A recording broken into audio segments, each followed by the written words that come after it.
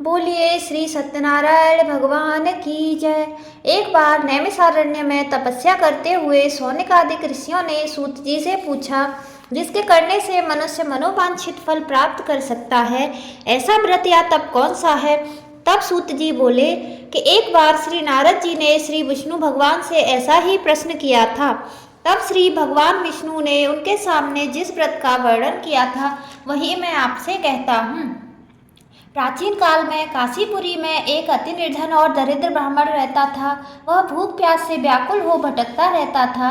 एक दिन उसकी दशा से व्यथित होकर भगवान विष्णु ने बूढ़े ब्राह्मण के रूप में प्रकट होकर उस ब्राह्मण को सत्यनारायण व्रत का विस्तार पूर्वक वर्णन सुनाया और अंतर्ध्यान हो गए। ब्राह्मण अपने मन में श्री सत्यनारायण व्रत का संकल्प कर अपने घर लौट आया और उसे इसी चिंता में रात भर नींद नहीं आई। सवेरा होते ही वह सत्यनारायण भगवान के व्रत का संकल्प करके भिक्षा मांगने चल दिया। उस दिन उसे थोड़े ही परिश्रम में बहुत अधिक धन्य धान भिक्षा में प्राप्त हुआ। सायंकाल घर पहुंचकर उसने बड़ी श्रद्धा के साथ सत्यनारायण भगवान का विधि पूर्वक पूजन किया। भगवान सत्यदेव की कृपा से वह थोड़े ही दिनों में धनवान हो गया। वह जब तक जीवित रहा तब तक हर महीने सत्यनारायण भगवान का व्रत पूजन करता रहा तथा यह देह छोड़ने के बाद वह विष्णु लोक को प्राप्त हुआ। सूत जी पुनः बोले कि एक दिन कुछ ब्राह्मण अपने बंधु बांधवों के साथ बैठे ध्यान मग्न हो श्री सत्यनारायण की कथा सुन रहे थे। तभी भूख प्यास से व्याकुल एक लकड़हारा वहां जा पहुंचा। वह भी भूखा प्यासा कथा सुनने बैठ गया। कथा की समाप्ति पर उसने प्रसाद ग्रहण किया और फिर ब्राह्मणों से इस कथा के बारे में पूछा। ब्राह्मणों ने उससे कहा कि यह सत्यनारायण भगवान का मनोवांछित फल देने वाला व्रत है। पहले मैं बहुत दरिद्र था, इस व्रत के प्रभाव से मुझे यह सब वैभव प्राप्त हुआ है। यह सुनकर लकड़हारा बहुत प्रसन्न हुआ और मन ही मन श्री सत्यनारायण भगवान के व्रत पूजन का निश्चय करता हुआ लकड़ी बेचने के लिए बाजार की ओर चल दिया। उस दिन लकड़हारे को लकड़ियों का दुगना दाम मिला। उन्हीं पैसों से उसने केले, दूध, दही आदि पूजन की सभी सामग्री खरीदी और घर गया। घर पहुंचकर उसने अपने परिवार और पड़ोसियों को बुलाकर विधि पूर्वक भगवान श्री सत्यनारायण का पूजन किया। भगवान की कृपा से वह थोड़े ही दिनों में धनवान हो गया। सूत जी ने फिर कहा कि प्राचीन काल में उल्कामुख नाम का एक राजा था। वह और उसकी पत्नी बड़े ही धर्मनिष्ठ थे। एक समय राजा रानी भद्रशिला नदी के किनारे श्री सत्यनारायण भगवान की पूजा कर रहे थे कि एक बनिया वहां आ पहुंचा। उसने रत्नों से भरी अपनी नौका को वहीं किनारे लगा दिया और स्वयं भी पूजा की जगह बैठ गया। वहां का चमत्कार देख उसने राजा से इसके बारे में पूछा। राजा ने बताया कि हम विष्णु भगवान का व्रत कर रहे हैं। यह व्रत सभी मनोकामनाओं को पूरा करने वाला है। राजा के वचन सुन और प्रसाद पाकर बनिया अपने घर चला गया। घर पहुंचकर उसने अपनी पत्नी को इस व्रत के बारे में बताया और संकल्प लिया कि मैं भी संतान होने पर यह व्रत करूंगा। उसकी पत्नी का नाम लीलावती था। सत्यदेव की कृपा से वह कुछ ही दिनों में गर्भवती हो गई और 10 महीने बाद उसने एक चंद्रमा के मुख समान कन्या को जन्म दिया। इसलिए उस कन्या का नाम कलावती रखा गया। चंद्रमा की कलाओं के समान नित्य प्रतिदिन वह कन्या बढ़ने लगी। तत्पश्चात लीलावती ने अपने पति को सत्य व्रत का बात याद दिलाई। उसने कहा, मैं यह व्रत कन्या के विवाह के समय करूंगा। यह कहकर बनिया अपने कारोबार में लग गया। जब वह कन्या विवाह योग्य हुई तो उसके दूतों द्वारा खोज करवाकर कंचनपुर नगर के एक बनिए के सुंदर, सुशील और गुणवान पुत्र के साथ विवाह कर दिया। फिर भी बनिया ने भगवान सत्यनारायण का व्रत नहीं किया। इससे भगवान अप्रसन्न हो गए। कुछ दिनों बाद बनिया अपने दामाद को लेकर समुद्र किनारे रत्नपुर नगर में व्यापार करने लगा। एक दिन रत्नपुर नगर के राजा चंद्रकेतु के खजाने से चोरों ने बहुत सारा धन चुरा लिया। राजा के सैनिक चोरों का पीछा कर रहे थे। चोरों ने जब देखा सिपाहियों से बचना कठिन है तो उन्होंने राजकोष से चुराया हुआ धन एक जगह छुपा दिया और स्वयं भाग गए। उसी जगह बनिए का डेरा था। सिपाही चोरों को ढूंढते हुए उसी जगह पहुंच गए और उन्होंने दोनों बनियों को चोर समझकर पकड़ लिया। राजा ने दोनों को जेल में डालने का आदेश देकर उनका सारा धन कोष में जमा कर दिया। श्री सत्यदेव के कोप से लीलावती और कलावती भी बड़े दुख से जीवन व्यतीत करने लगीं।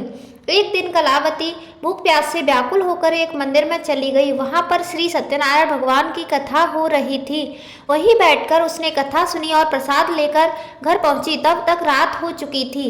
माता के देरी का कारण पूछने पर उसने सत्यदेव की कथा की बात बताई और माता को प्रसाद दिया। उसकी बात सुनकर लीलावती को अपने पति की पूरी बात याद आ गई और उसने श्री सत्यदेव के व्रत का निश्चय किया और उसने अपने बंधु बांधवों को बुलाकर श्रद्धापूर्वक कथा सुनी और विनम्र भाव से भगवान से प्रार्थना की कि मेरे पति ने संकल्प करके जो आपका व्रत नहीं किया है उसी से आप अप्रसन्न हुए थे। अब कृपा करके उनका अपराध क्षमा करें। लीलावती की प्रार्थना से श्री सत्यदेव प्रसन्न हो गए। उसी रात उन्होंने राजा चंद्रदेव को स्वप्न में दर्शन देकर कहा कि प्रातःकाल होते ही दोनों बनियों को जेल से छोड़ दो और उनका सारा धन उन्हें लौटा दो, वरना पुत्र पौत्र सहित तुम्हारा सब राज्य नष्ट हो जाएगा। इतना कहकर सत्यदेव अंतर्ध्यान हो गए और राजा ने भी सवेरा होते ही दोनों बनियों को मुक्त का आदेश दिया और साथ ही उनका धन उन्हें लौटा दिया और बहुत सम्मान पूर्वक उन्हें विदा किया। दोनों बनिए खुशी खुशी अपनी नौका लेकर चल पड़े। तभी श्री सत्यदेव भगवान सन्यासी के वेश में उनके समीप आए और बोले, तुम्हारी नौका में क्या है? बनिए ने हंसकर कहा, मेरी नौका में तो फूल पत्ते के सिवा कुछ भी नहीं है। दंडी स्वामी ने कहा, तुम्हारा वचन सत्य हो, और थोड़ी दूरी पर समुद्र के किनारे जाकर बैठ गए। बनिए ने देखा कि नौका कुछ उठी हुई है।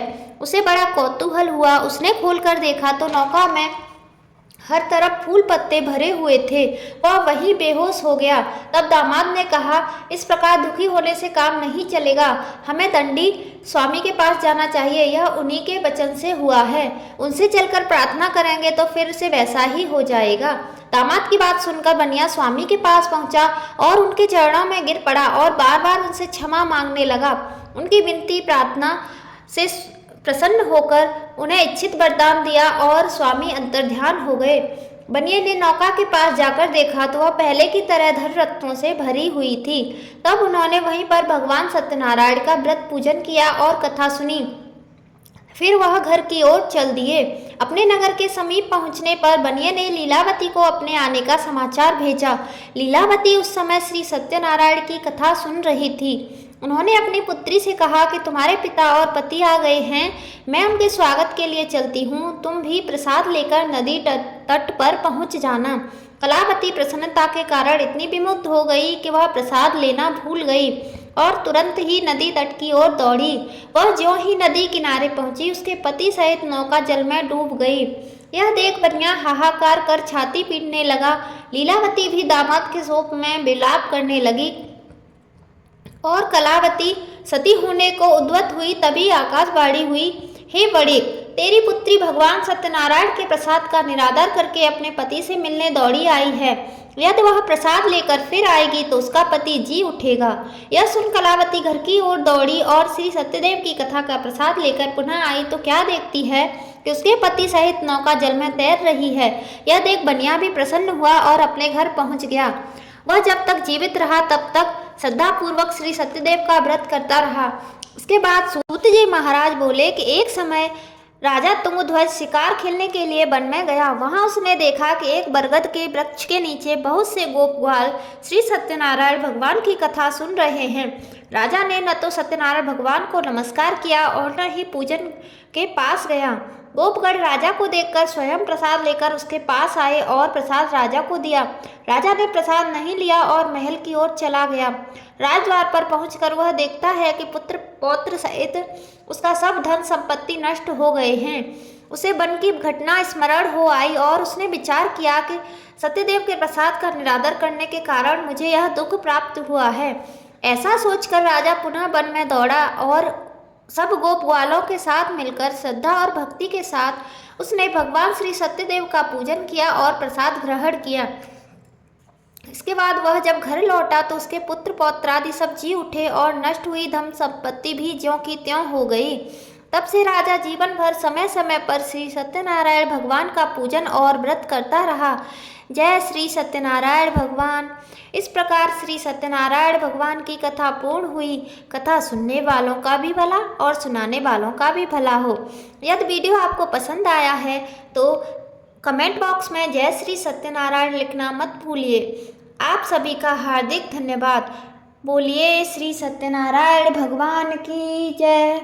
हरि बोल हरि बोल हरि हरि बोल, हरि बोल हरि बोल हरि हरि बोल।